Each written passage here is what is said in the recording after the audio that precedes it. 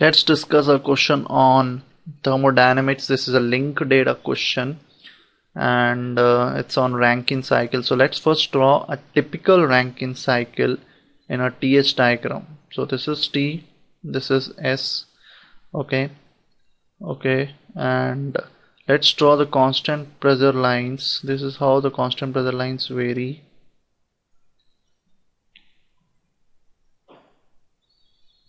Okay, so now what has been given is at the exit, like if you recall the question, the steam enters the turbine. This is the turbine at 4 MPa and 350. So this is 4 MPa, this constant pressure line, and this temperature is 350. Okay, now in the turbine what happens is an isentropic expansion process, and typically at the exit it will be mostly vapor, but there can be always some kind of dryness fraction. There can be some liquid content. So this is what is state 1. So we'll write this as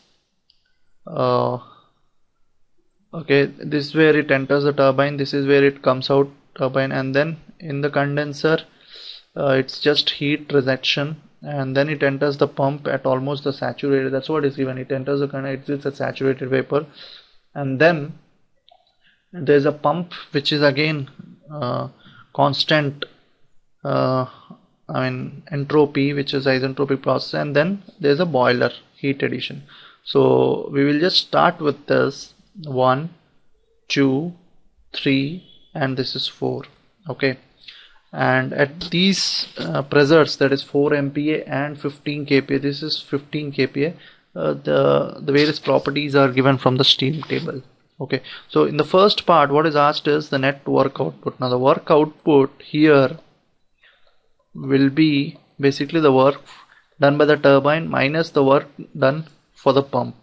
So work done by the turbine, so it's per kg that is asked, so we can just write, so work done by the turbine is mass into, mass is 1 kg into the change in enthalpy, because you don't have any heat transfer. It's an isentropic process, so there is no heat transfer, and the velocities at the entrance and the exit of the turbine are neglected. So it's work done is just the change in enthalpy. Okay, and work done by the pump is also change in enthalpy, but there's other way, work done against the pump. In order to find out work done against the pump is the specific volume hardly changes, so that is integral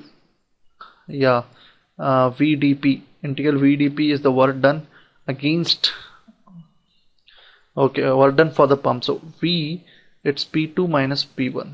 Okay, that is work done. Specific volume hardly changes because you're dealing with liquid only at the pump level. Okay, so these formulas we need to use. Now we know already H3 because at 4 MPa and 350 degrees Celsius we know the state of the steam. But H4 is something which we don't know, because at 4 we don't know the condition, whether it's completely saturated or it's some dryness fraction is there. But only one thing which can be, now the catch here is the entropy is same at S3 and S4. So at S3, which is at 350 and 4 MPa, that is S3. So okay, so we use this condition. S3 is at 350 degrees Celsius and 4 MPa, the entropy of the gas, it's 6.5821. that has to be equal to, now we assume that at 4 there is some dryness fraction, so SF plus X SFG, and this we are writing at 15 kPa. Okay, so this becomes entropy at 15 kPa is 0.7549 plus X into SFG is 8.0085 minus 0.7549, 6.5821. So from this the dryness fraction comes out to be 0.80. Yeah, so it's about 80% vapor. So 0.80335 is the dryness fraction. Now this is important because now we can calculate H4 from this. So H4 will be HF plus X HFG at 15 kPa, sorry. So 15 kPa. So HF would be 225 0.94 is HF plus 0.80335 into HFG, which is again 2599.1 minus, so you have to just subtract 25991 minus 225.94. okay, so this value comes out to be 2132.42 kilojoules per kg. So the work done, okay, now pump is something which we need to calculate. Pump is specific volume into change in pressure. Now the specific volume, that is the volume at 15 kPa into P2 minus P1. So this comes out to be the specific volume. Okay, the specific volume, if you recall, it's from the table, the right hand side bottom, 0.001014 into it's 15 kPa, so I mean it's 4 MPa, so 4 into 10 power 3 in kPa minus 15. So this is kPa into specific volume. Okay, so this is the thing. Now the entire thing we need to just, so I'll just do it here. So the total work is work done by the turbine minus work done by the pump.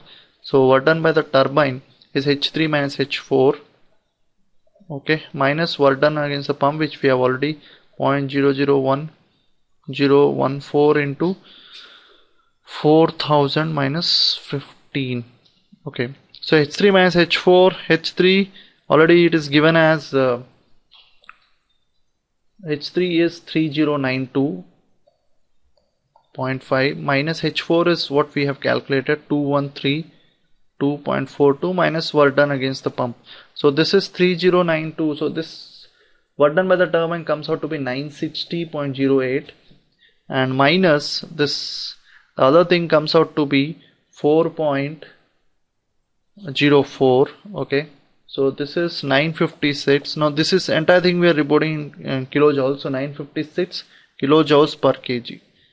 So 956 kilojoules per kg is, so the answer is D.